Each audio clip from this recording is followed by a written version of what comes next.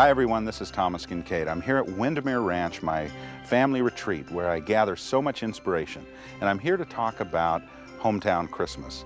Hometown Christmas is my brand new release for this year's Christmas, and I think it couldn't have come at a better time.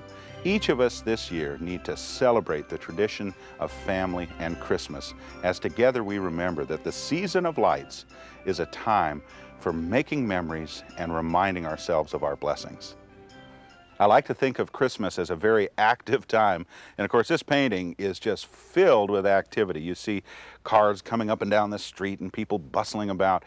Christmas is a busy time, but it's a time for making memories, and that's really the theme of Hometown Christmas. The activities of Christmas are just all about family, and this is a painting that celebrates family life in every hometown across this country.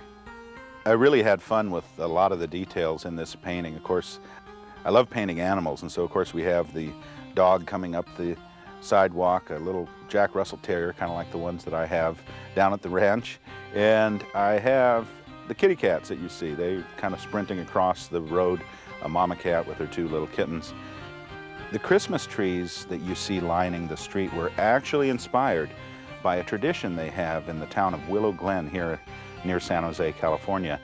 And they create a Christmas tree lane very much like this. So I gathered inspiration from the idea of Christmas trees lining a village street. In America, we have such a diverse sense of architecture.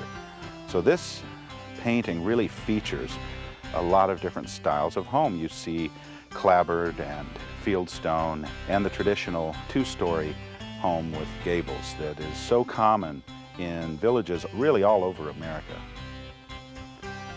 The Christmas wreaths are very seasonal and festive, and of course I had fun painting those wreaths.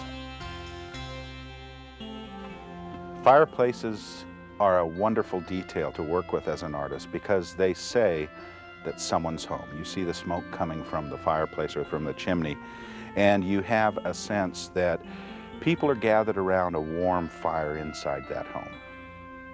Of course, I couldn't resist the sense of a village church in the distance, so I put the steeple with the cross on top off in the distance, as though symbolic that the church is really an important part of every village, the center of the family life you see there.